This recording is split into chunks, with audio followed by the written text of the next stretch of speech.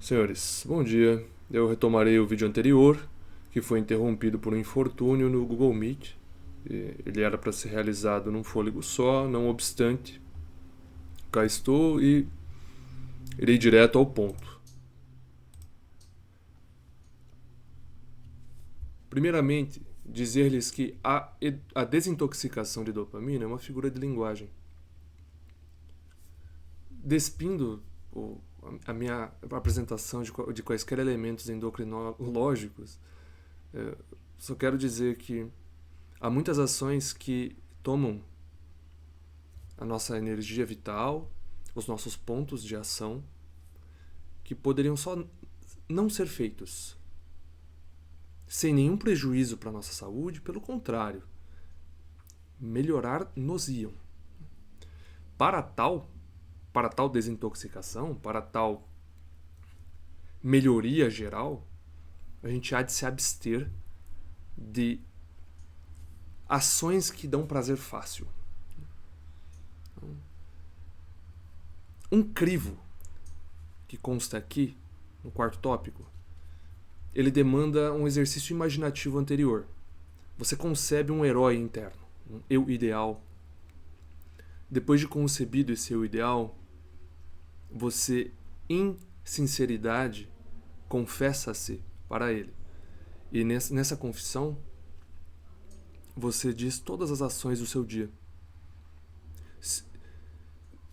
Ao longo dos dias, você notará que há ações que são as ações que te trazem um orgulho, numa acepção positiva de orgulho, e há aquelas que te envergonham. Pegue todas as que te envergonhem e as descarte. Porque o bom uso da sua energia, ele acontece quando você age de maneira orgulhante para si, né? Que seria para seu herói. Então, uma consequência de você agir só de maneira orgulhante é deixar de consumir o conteúdo, que é o conteúdo, colocar, que muita gente diz como neutro, naquela sabedoria popular de mas eu preciso de informação, informação nunca é demais, toda informação é útil. O nosso tempo na Terra, ele é finito, por isso é um sofisma dizer-me que as informações todas são úteis. Eu discordo disso. Digo-lhes mais, o tempo ocioso é fundamental para a consolidação do conhecimento, especialmente após uma sessão longa de estudos, com foco, atenção prolongada. E você precisa depois olhar para o céu, ficar mais tranquilo. E é nesse momento que você pega as ações que são as ações orgulhantes, realiza, e depois as não orgulhantes você só deixa de fazer. Fica um hiato temporal ali. É o prêmio da guerra. Então é um descanso, mas é um ócio produtivo. Então, ter objetivos é primário para que você tenha um direcionamento para a ação. E entendo esse direcionamento que vai se alterar com o tempo. Você não sai da boa trilha. E para você tornar sua trilha cada vez mais limpa, você há de diariamente confessar-se, realizar o exercício da confissão para que você deixe de realizar as más ações e realize o maior número possível de ações orgulhantes, e com isso você naturalmente criará uma disciplina e uma rotina. Então você terá disciplina porque você fará todo dia, e você fará todo dia não só a confissão, mas as ações boas, e para tal você precisa de uma rotina bem estruturada, tá? Que se tornará o hábito. Agora sim, a segunda parte, tá? Eu cunhei um novo termo, uma referência a uma metodologia medieval de educação, o Trivium. É o encontro das três vias. Você tinha a gramática, a lógica e a retórica, né? Como seriam os triviais ali, das artes liberais. Neste caso, é uma referência jocosa, não levem muito a sério. Eu sinto ser trivial para uma pessoa excelente você ter a alimentação bem controlada, de acordo com seus objetivos, um descanso merecido para alguém que batalhou num dia, sabe? A noite de sono regulada, pensada, e atividade física, sabe? Nosso corpo foi feito para se mexer também. Então, não caiam naquele tipo de vida sem temperança, né? Em que a pessoa estuda muito, só estuda, e o corpo declina, né? Então você tem que ter o corpo são para ter a mente sã. É o ditado latino, né? Aqui eu trarei termos polêmicos. Primeiro, a noção do prazer. O ser humano, ele tirará prazer de suas atividades cotidianas. Não vejo prazer aqui como algo estritamente negativo.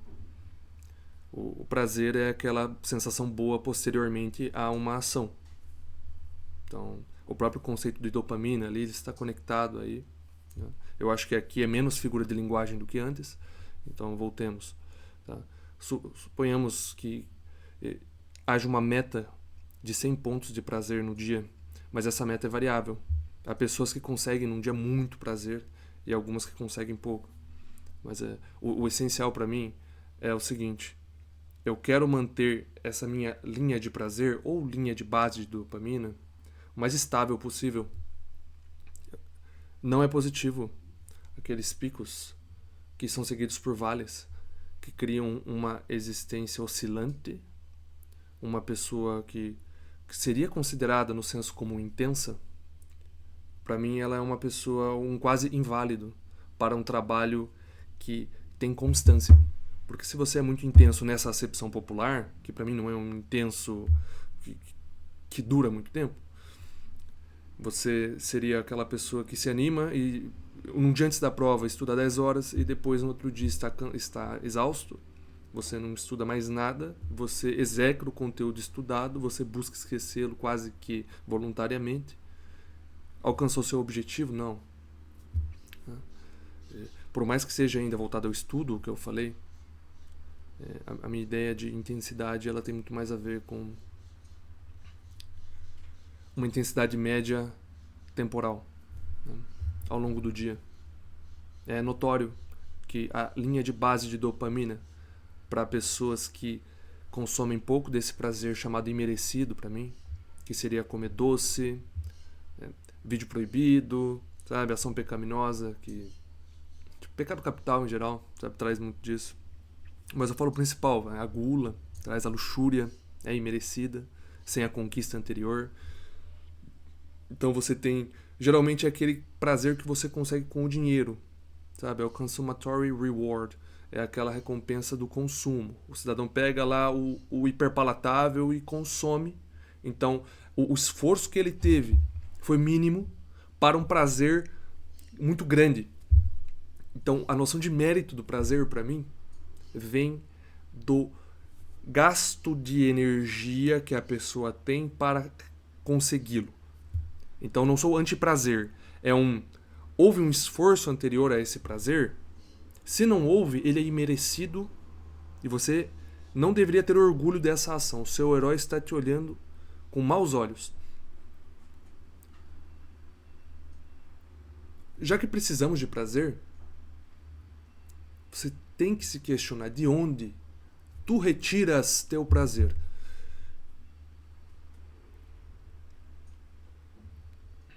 Se pensas como eu, queres uma construção. Você pode se imaginar no futuro como um senhor sábio, um avô, depois de décadas de aprendizado, de sabedoria coletada por meio da ação, do pensamento, que seria modelar os resultados da ação, comparação desse modelo com o real numa ação posterior, e você mantém esse ciclo. Leitura dos clássicos para você confrontar a sua experiência no mundo com a experiência alheia, porque afinal somos demasiado humanos, todos temos algo em comum. É a frase do Terêncio, né? Eu sou homem, então nada humano me é estranho. E para que esse ideal de nada humano ser-me estranho, é necessário que você tenha muita sabedoria, que você estude muito e que você não... É claro, em última análise, a vida e a sabedoria são distintos, mas é a melhor aposta que temos, né? Que seria essa, o saber advindo da experiência, que tem a veracidade máxima, ou pelo menos a credibilidade individual máxima. Então, voltando, de que lugar retira seu prazer? E dentro do que eu falei, a resposta deveria ser, né? O prazer ele há de advir da construção. Construções são as ações difíceis, os esforços extrênuos que farão com que o seu eu futuro se orgulhe da ação do seu eu passado. Um dia de treino, você vai à academia, você fica 1-2 horas lá, você fica exausto posteriormente, mas você tem aquele prazer. Eu fiz. Filo, pois eu quis. Prazer. Você olha para si com orgulho. Os outros te elogiarão no futuro. E é um combustível. E aí vem a vaidade. Não, mas você não pode querer que o outro te elogie. Não. Vamos às definições, então. Vamos colocar a vaidade para além da estética. Por mais que o meu exemplo tenha sido da estética. A vaidade pode ser um combustível para que você se mantenha na boa trilha. A vaidade tem a ver com o outro, com a aprovação alheia. Suponha o senhor que começou a estudar francês. E aí, em 1 ano de francês, está fluente. E alguém te vê, algum parente te vê falando francês com um professor. E essa pessoa te elogia posteriormente. Muito bom, nossa, você fala francês, eu não entendi o que você falou. Algum comentário genérico. E você fica feliz por isso. Para mim não há vergonha alguma nessa sua felicidade. Mas ela advém da vaidade. Ela advém do aplauso de fora. Né? Ela foi um prazer advindo não de você saber francês em si, mas é porque alguém elogiou essa sua habilidade, que é uma habilidade voltada à construção. Bem, então você há de se valer dessa vaidade numa acepção positiva, ou pelo menos numa acepção que não é destrutiva para si mesmo. Cuidado, né, para não centrar-se demais no eu, mas para se manter aí, sabe? Ser um estímulo a mais. Você olha para a aula de francês e fala, nossa, por exemplo, se foi seu pai ou alguém importante para você, a alegria será proporcional. E aí você olha e continuarei aqui, é o bom caminho, sabe? Esse reforçamento positivo que a pessoa te deu, né, pavloviano, vai fazer com que o cachorrinho tenha a maior probabilidade de sentar na próxima vez e você de estudar o francês na próxima sessão de estudos. Então, a gente há de se valer disso, mas não de maneira a ir contra nossos princípios, de você fazer só porque o outro quer que você faça. Há de haver objetivos internos e eles vão de estar na hierarquia superordenados à opinião alheia. Senão você se torna apedeuta. E a apedeuta típica, ela é muito voltada à opinião externa. E aí vem a vaidade que advém tipicamente de procedimentos que vão contra a saúde, que vão contra os princípios, para que a opinião externa seja positiva, para que haja aplauso, validação. Então a pessoa tem como meta-princípio a validação. Isso para mim é a vaidade deletéria. Elimine da sua vida. Agora, a vaidade que eu digo positiva, ou pelo menos que pode servir como combustível para que você alcance seus objetivos maiores, é você realiza a boa ação porque você quer a construção individual, você quer melhorar. Chega alguém de fora, um ente externo, um ser, e te aplaude, porque a pessoa gosta do que vê. Você sente a sinceridade, você sorri, agradece e você tem um prazer aí. É o prazer da construção. Esse então é um outro jeito de tirar prazer da construção, porque além de você ter tirado o prazer do fato de ter estudado, por exemplo, uma sessão de estudos pode ser prazerosa, mas há de haver um esforço anterior, então esse prazer você merece. Além disso, chega alguém, te vê estudando latim 5 da manhã, olha para você e fala: rapaz, você está fazendo isso domingo. Além do prazer do estudo, você tem o prazer de alguém ter chegado e afagado o seu ego, mas sempre com cuidado. Por quê? Porque se você é muito levado por esse afago, já diria Augusto dos Anjos, né? A mão que afaga é a mesma que apedreja. Então, idealmente, você não será movido por isso. Mas eu sei que o ser humano é. Então, pelo menos se aproveite desse combustível. Tá? E eu digo apedreja por quê? Porque isso aí é um estímulo a mais para você se mover, não porque você quer a construção, e sim pelo aplauso externo. Tá? Então, só tomem cuidado com esse combustível. Não acho que seja de maior qualidade, mas ele está aí e vocês terão prazer pelo elogio externo. Só saibam qual é o objetivo de vocês para não cair no pecado. Tá? Aqui, outro conceito, que é um conceito que eu já falei e retomarei, que seria o orgulho saudável. Muito ligado à vaidade, é quando você se orgulha da sua ação. Lembre-se quando eu falei da confissão, em que você tem ações orgulhantes para si e para o herói, e as ações envergonhantes. Então, as ações orgulhantes são aquelas que fazem com que você estufe o peito, coloque os ombros para trás, olhe para si, ou olhe para sua mãe, por exemplo, ou alguém muito querido, e fale: mãe, eu fiz isso hoje. Imagine o dia inteiro em que você possa contar todas as ações. É um orgulho saudável. Não é pavonear-se, não é a vanglória.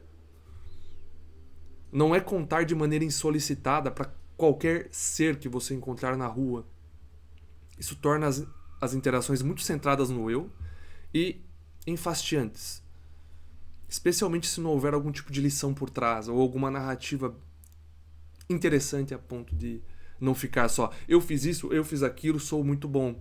Mais olha, minha vida melhorou quando eu comecei a treinar academia todos os dias. Recomendo que o senhor faça. Não tens o que perder. Vá ao médico anteriormente se for uma pessoa mais precavida. Realize e depois me diga o que acontece. Então, ao mesmo tempo que eu falei uma ação que eu tenho orgulho de fazer, eu não falei de uma maneira a fechar a conversa em mim mesmo. A que você, como única reação possível, só possa me aplaudir. Olha, eu fiz isso, eu vou te entregar esse pequeno presente. Que seria... E é um presente de duas vias, porque você me ouvir, me dar atenção é um presente para mim. E você achar que minha opinião é digna de ser ouvida, mostra que os resultados que eu tenho são dignos de uma pessoa mais admirável do que eu era antes da atividade. Então eu tenho essa recompensa, mas você tem uma que é... Ao invés de você ter que descobrir sozinho que existe academia, que você pode realizar também, não só qualquer outra pessoa, e que você pode ter os resultados que os outros humanos tiveram. Não pense que você será um magro eterno, não há um destino, uma moira grega te olhando e falando que não, você é um magrelo eterno ou o gordinho eterno, e você começa a usar de desculpas deterministas porque é a minha genética, e eu falei isso no vídeo primeiro.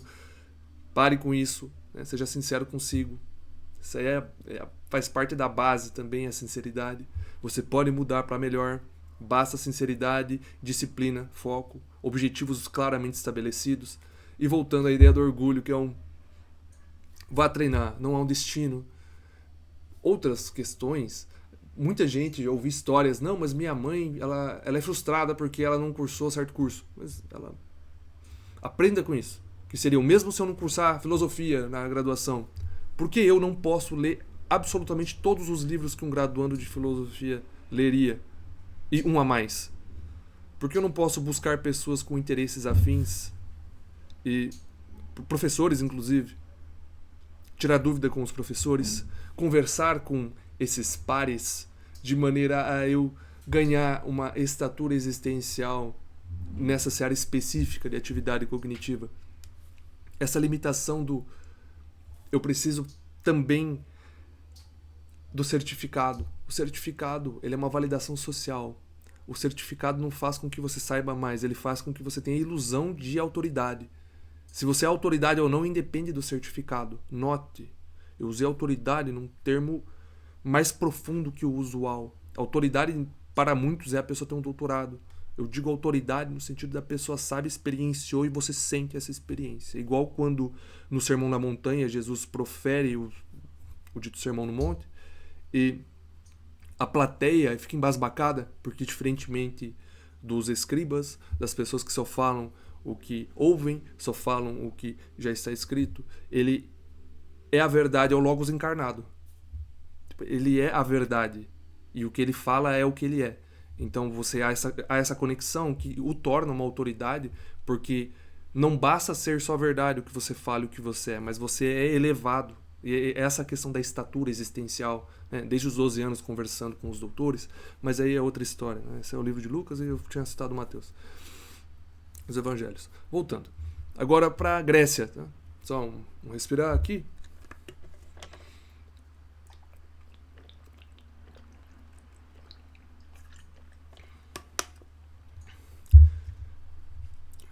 Esses dois é para depois na construção, mas já vale introduzi-los a vós. A hubris é um conceito grego da poética e é quando a pessoa ela acha que ela é melhor até mesmo que os deuses. Ela é a soberba cristã. A pessoa ela está assoberbada, ela acha que é melhor que todo mundo e esse é o orgulho na sua acepção negativa. Inclusive é um pecado capital. E a hubris pode ser uma consequência de uma construção grande. Então, tomemos cuidado aqui. Suponha você. Imagine-se 2 anos à frente e a partir de agora que eu falei tudo isso, você estabelece a rotina exemplar em que todas as ações que você gostaria de fazer, as orgulhantes, elas serão feitas.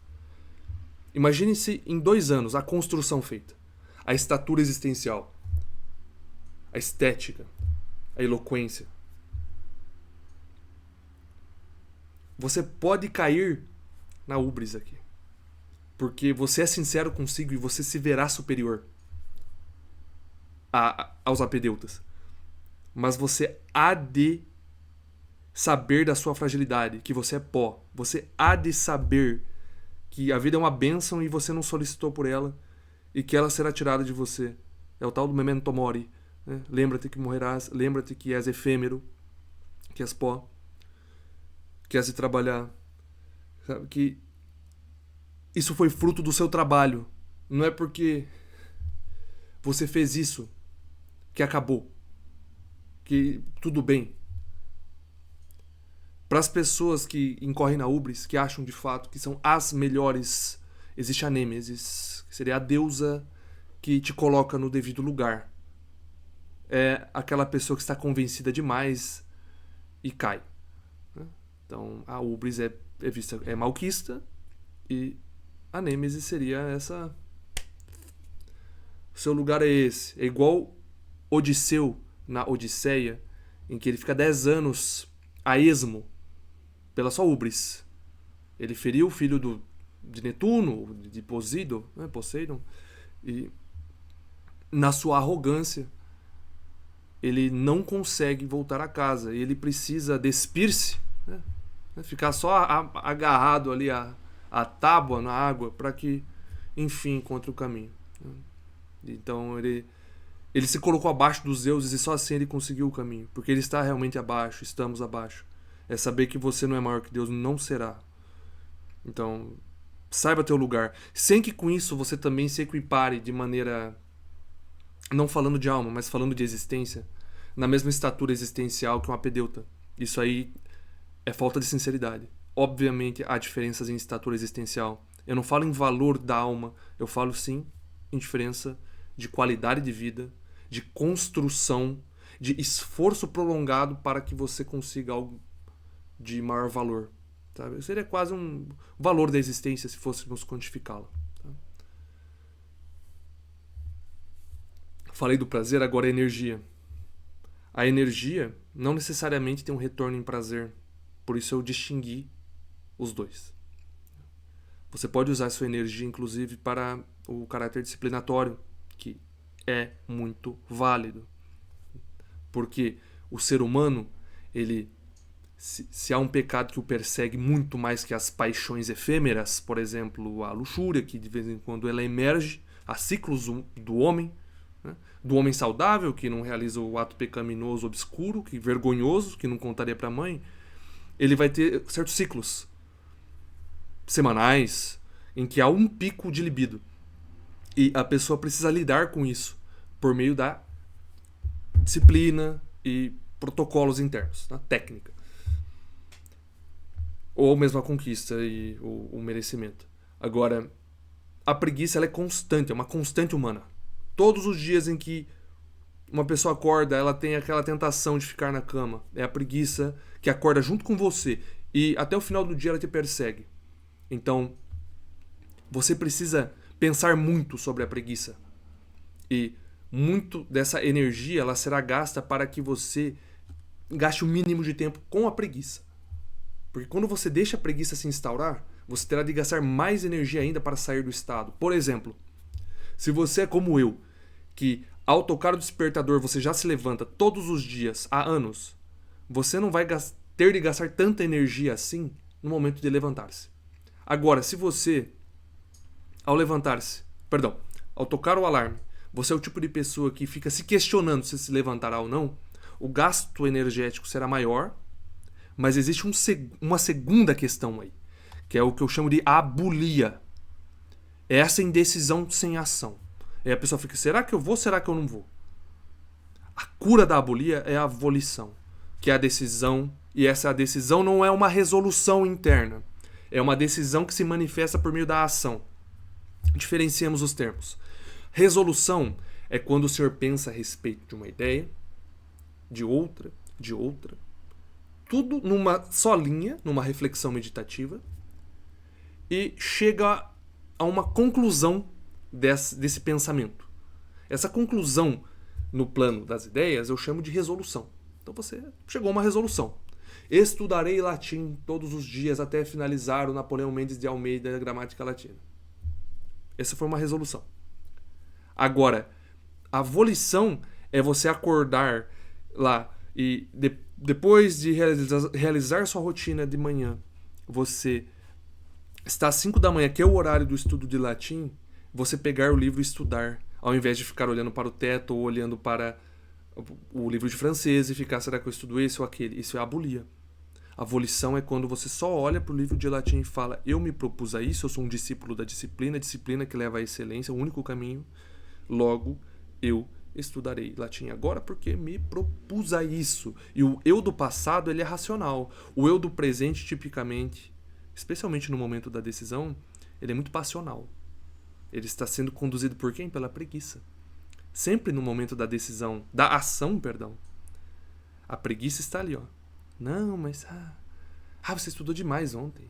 Tal coisa, etc, etc. Você treinou muito. As desculpas. Então, a volição é necessária, que seria aquela ação assertiva.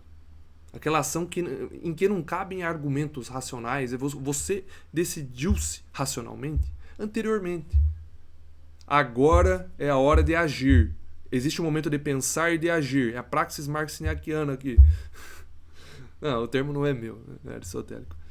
Mas você há de ter uma teoria a respeito do que se passará, um planejamento, mas no momento em que essa ação há de acontecer, não há pensamento a ser feito. Você tem que acreditar no seu do passado. Isso se chama confiança em si mesmo. Então, a volição há de haver, mas em direção ao bom caminho. Sabe o que é uma pessoa que tem volições em direção a qualquer caminho, no movimento browniano? É o impulsivo. O impulsivo é cheio de volição. Então, a minha questão não é só abolir volição e abolir ser um problema e volição ser uma virtude. É você ter um caminho bem estabelecido e sua volição te levar para a boa trilha, que é a trilha da continuidade. De que vale você...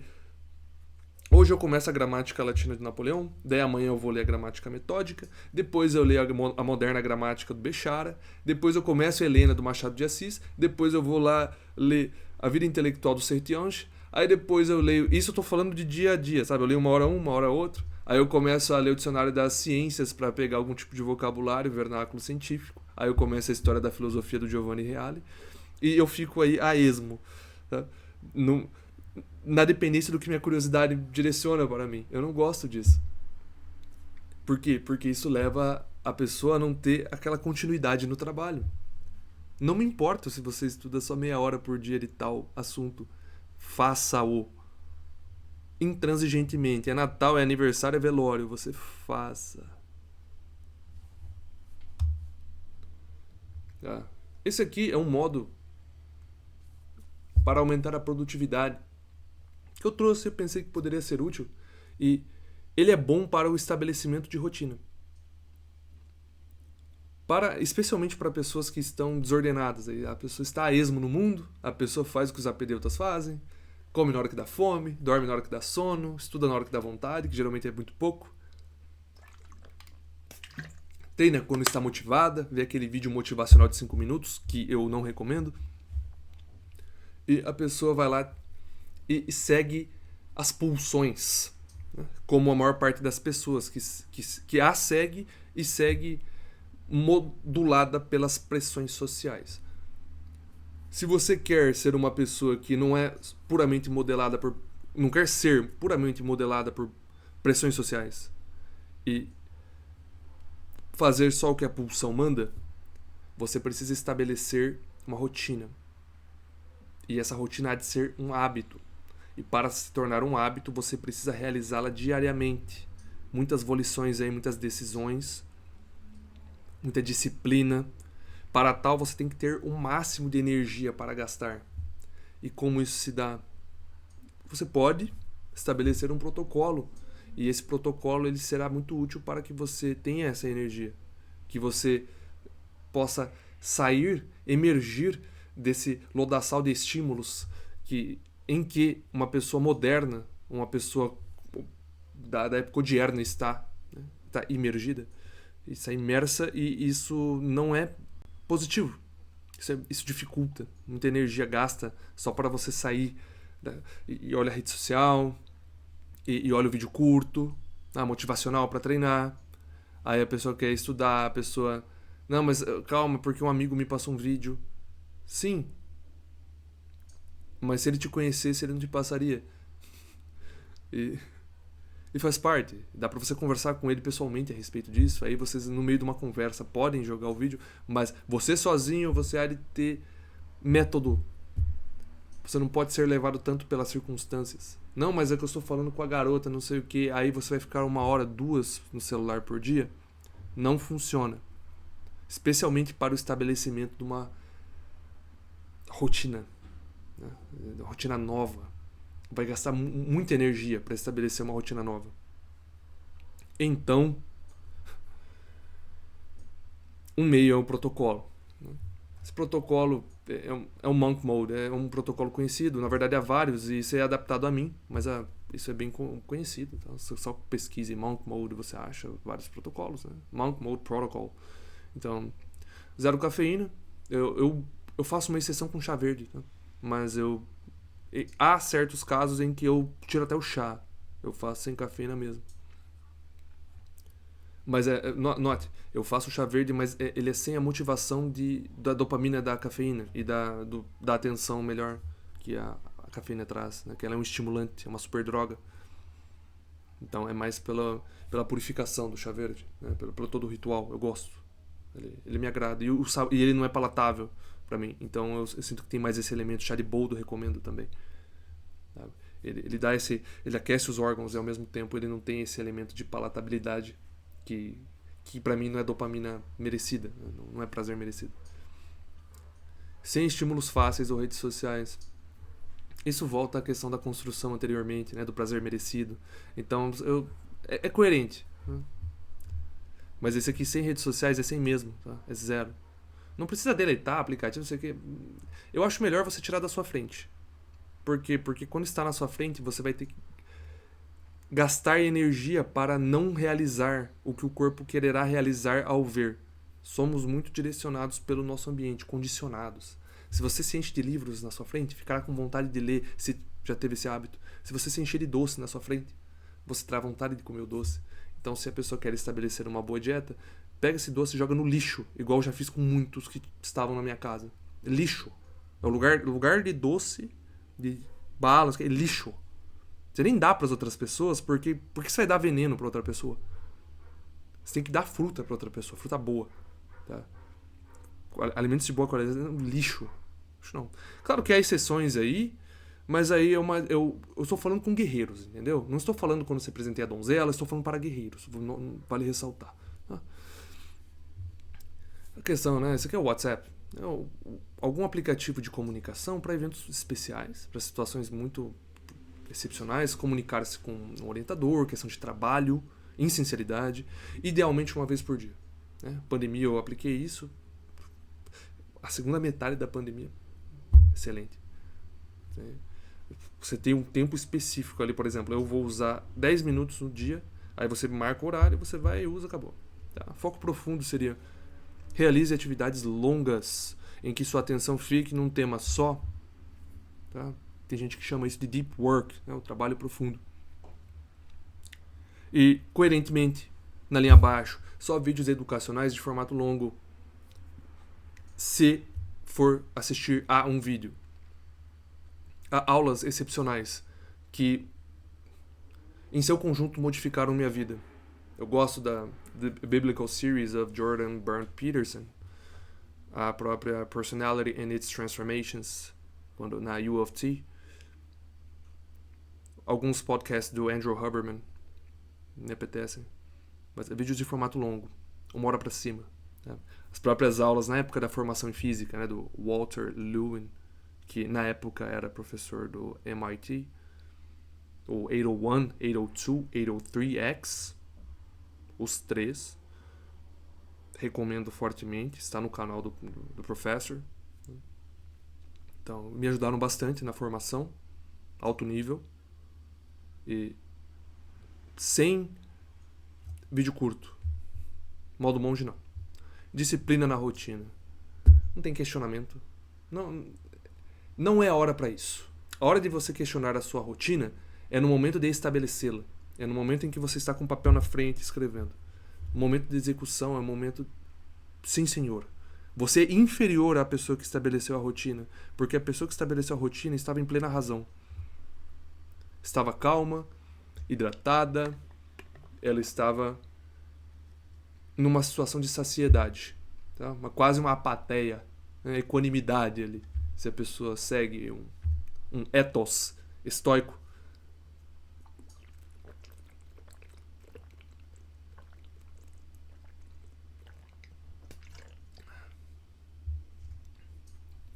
Então esse é o momento da disciplina. Esse é o momento de questionamento. Por quê? Porque você, enquanto executor, você está sendo seduzido. Você está no deserto. A preguiça está no seu ouvido. Sabe? A libido está no outro. A fome está ali. O sono está ali. Você há de lidar com tudo isso. E no momento do planejamento, a saciedade imperava, a equanimidade.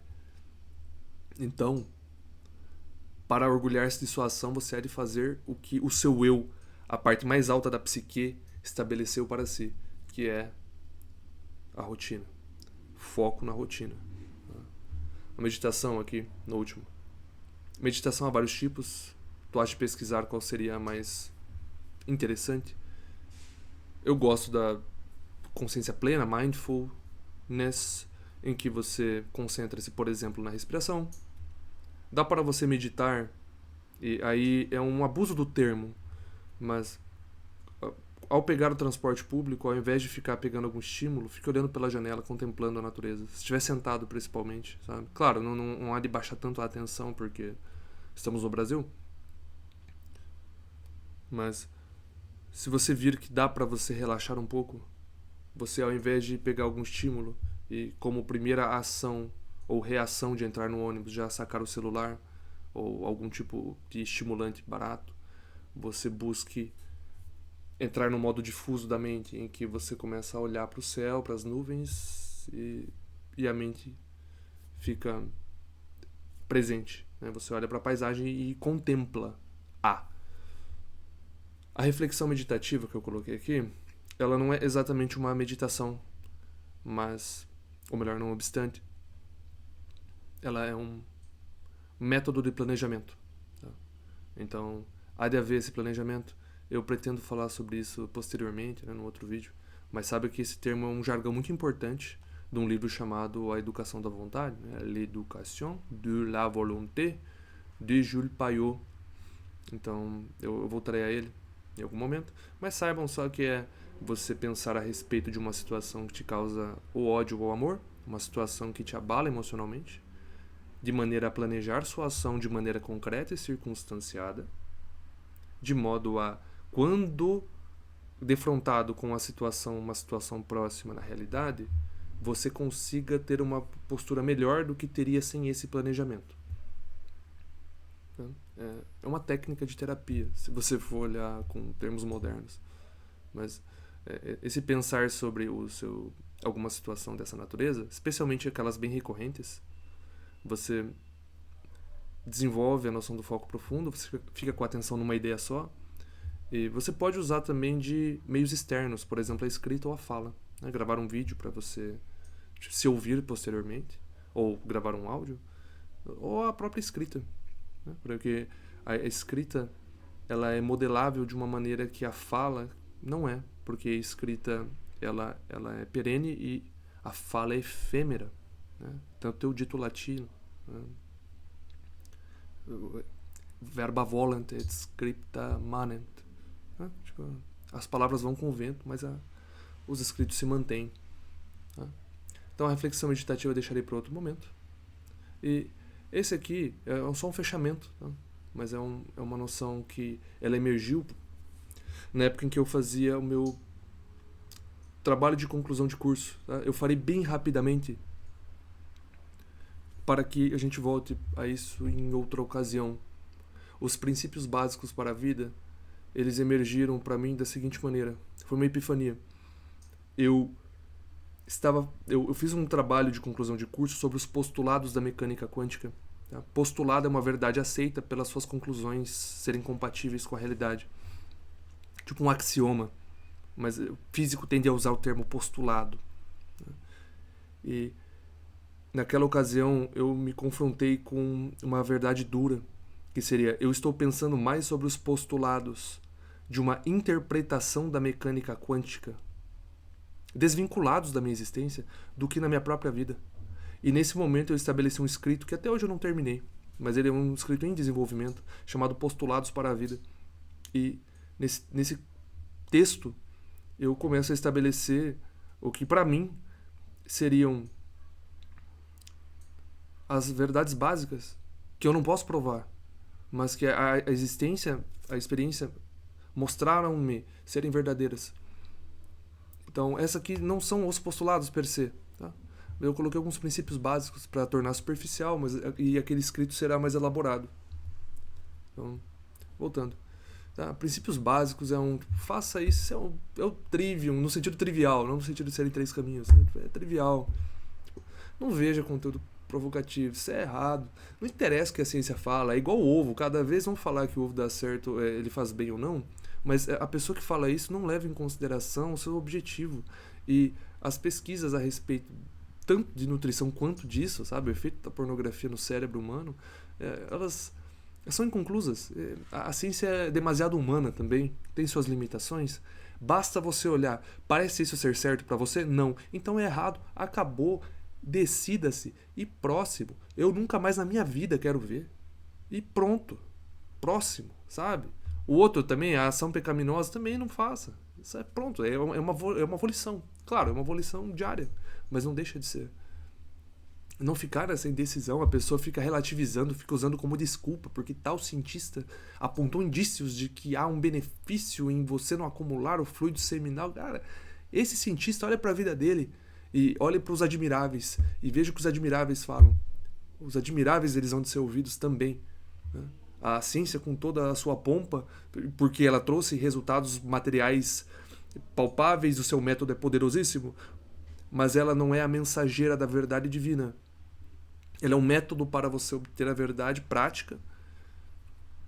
E as grandes questões, elas não são investigáveis pela ciência. Voltando, 0 álcool. Eu não quero saber. É 0. Pronto. O espírito há de estar aqui, você há de estar presente. Clareza mental. Zero jogos digitais. Para mim isso é intransigente também. Eu quero fazer o bom uso da razão. Eu quero menos informação. Menos informação. Tá? Aqui, o uso de redes sociais pode ser necessário para algumas atividades, para que a sua palavra seja divulgada e você consiga mais dinheiro, para que você não dependa de um emprego apedêutico pelo resto da vida. Então, se você for usar e de maneira sincera só para isso, para o que eu falei, de maneira construtiva para si, sem ser um dependente, um consumidor daquele conteúdo nefasto, imediatista, então use-a de maneira ativa. Entre, faça o que deva fazer, saia. E vale ressaltar, a maior parte das pessoas que usa a rede social deveria ser proibida, ou pelo menos deveria ter autoconsciência de que o que ela está fazendo é só aumentar a entropia do universo, ou seja, ela está aumentando a quantidade de lixo eletrônico com suas fotos de pessoas sem construção, com baixo conteúdo, sem vernaculidade ou pensamento anterior, aqueles comentários que são lixo eletrônico também, aumentando a entropia do universo. Então, ao invés de sair comentando, colocando fotos e conteúdo, você realizar uma ponderação anterior, se aquilo merece ser publicado ou não.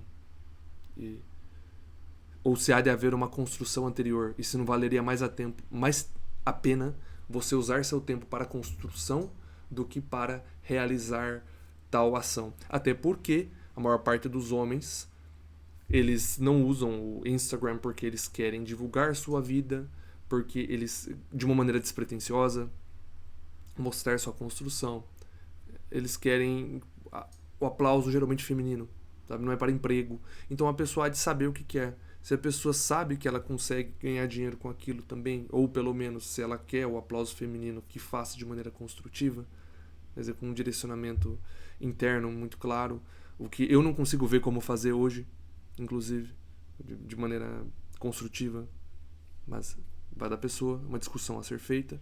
Mas a rede social, para mim, de maneira geral, é nociva, porque as pessoas que as idealizaram, eles têm como objetivo você ficar mais tempo lá, e não que você se liberte das pulsões, dos impulsos, e você se torne uma pessoa mais admirável.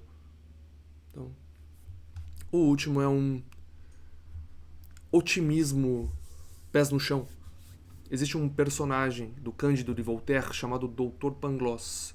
E esse Dr. Pangloss é um cidadão que ele é um otimista que usa do otimismo para cegar-se da realidade modificável. Então, lancemos Epicteto aqui com o que seria o que eu posso fazer e o que eu não posso fazer. Separemos o joio do trigo. Ou separemos o que eu posso modificar e o que eu não posso modificar, melhor dizendo. Tá? O que eu não posso modificar eu ignoro. Agora vamos olhar para o que eu posso modificar. Usemos nossa energia para tornar nossa realidade melhor. Então, se é verdade que eu quero um otimismo, ou seja, eu não quero que você olhe pro dia nublado e fique falando hoje é nublado. Eu não quero que você olhe pro dia de sol e fale, nossa, mas o sol queima a minha pele. Não quero que você olhe pra chuva e fale, meu Deus, chuva, eu não gosto de chuva. Sim, é importante a sinceridade, mas especialmente quando você está falando em público, sua fala contamina quem está em volta. E mais vale um otimista do que um pessimista, para mim. Muitas vezes os pessimistas se dizem realistas, porque de fato a chuva molha. Então ele aponta isso como se fosse um fato e se diz realista. Mas eu falo, você poderia só não falar sobre isso, ou pelo menos falar, você se tornará uma pessoa mais forte por encarar essa chuva. Um banho de chuva fará você notar que você não se dissolve com a água, mesmo em chuva ácida, que no sentido material completo, mas que você consegue superar os desafios. Sabe por quê? Porque a chuva, o clima em geral, você não modifica, então você não reclama do que você modifica. E se for para reclamar de algo, reclame para si mesmo, em sinceridade, para autoconhecimento, e não ficar nesse reclame interno eterno de pessoa fraca, que é o tipo de pessoa que ninguém quer estar em volta, que é a pessoa que chega ao cume da montanha e está nublado, ao invés de a pessoa chegar e falar, nossa, conseguimos subir essa montanha, poderíamos só não ter vindo, poderíamos estar no ócio completo. A pessoa chega e num descalabro a pessoa fala, está nublado, eu queria tanto ver a vista. Você está piorando a experiência dos outros. Então, para mim, isso é básico para a vida social. sabe? Não seja a pessoa que estraga o prazer alheio. Com certeza, nesse grupo de 10 pessoas, há algum que está aproveitando muito a experiência de subir. É a primeira vez que a pessoa sobe. Então, se é trivial para você, só fique quieto. Não fale, é fácil. Deixe a pessoa experienciar. Então, para mim, isso aí é básico. E é um bom fechamento. Então, para também ilustrar que o que eu falo por grandes questões individuais, elas abrangem um universo social e abrangem o outro. Mas a construção, ela parte de dentro para fora. Por isso que eu advogo contra a pessoa querer modificar o mundo sem arrumar o quarto antes, né? A lá Peterson, que é primeiro você vê o quão difícil é modificar-se. E eu vejo isso todo dia, claro. Para depois querer modificar o outro. Mas uma coisa não impede a outra, eu sei. Mas é você saber o teu domínio de competência, ou seja, o que você de fato pode modificar. Porque muitas vezes a pessoa que diz que quer mudar o mundo, que quer curar a fome na África, na verdade, ela só está usando isso como um pretexto enobrecedor, ou seja, uma vaidade. A pessoa está falando em público para ganhar aplauso. E a pessoa, ao mesmo tempo, ela ganha uma espécie de carta branca para não se preocupar com as questões que ela de fato pode se preocupar. Então, note, passando pelo crivo estoico de Epicteto, a pessoa já será descartada essa ideia de pavonear-se publicamente para defender algum tipo de modificação que ela mesma não possa realizar.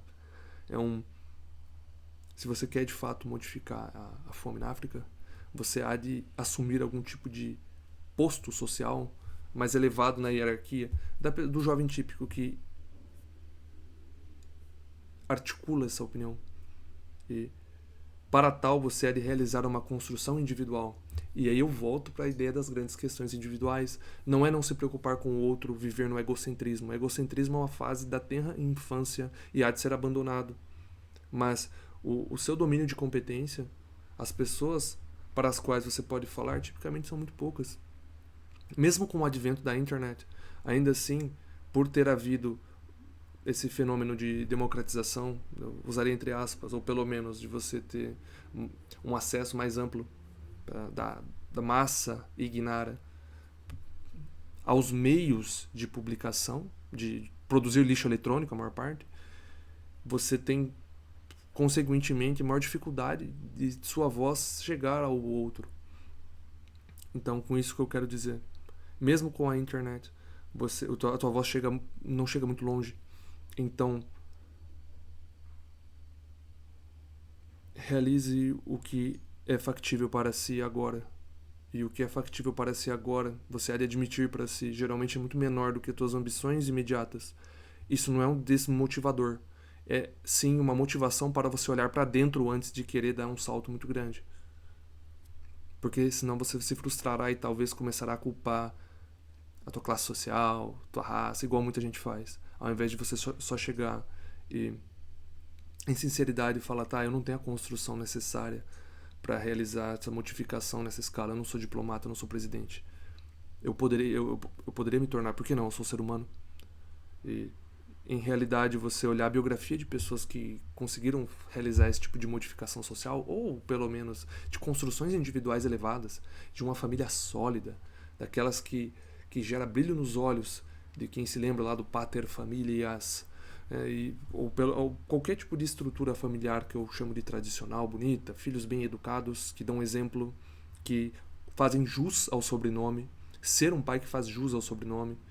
Isso são ambições grandes, não são pequenas. É difícil realizar isso, e eu busco nessa minha também, né, conjuntamente a quem me ouve, essa jornada de autodesenvolvimento, trazer ao mundo, dar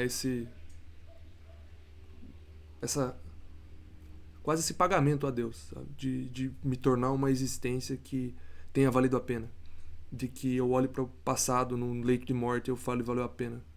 E se alguém lê minha biografia, se a pessoa visse no nível de detalhe, a pessoa veria que houve um esforço, que eu não passei minha existência ao léu a esmo, culpando grupo A, grupo B, pelo meu insucesso, pelo meu fracasso existencial, inseguro, vivendo em fuga da própria consciência. Eu não gosto dessa ideia, ela me repugna, e por essa ojeriza eu ajo de maneira alinhada com Deus, egossintonia, caminhar diante de Deus, é a cura lá da ingestão do fruto proibido, visto que isso eu não controlo a ação de Adão, veio anteriormente a mim, então não me preocupo com isso, eu aceito o fato de ter havido e busco com uma ação enérgica, constante, caminhar diante de Deus, né? Sem vergonha, desavergonhadamente, mas com pudor, é claro. Então,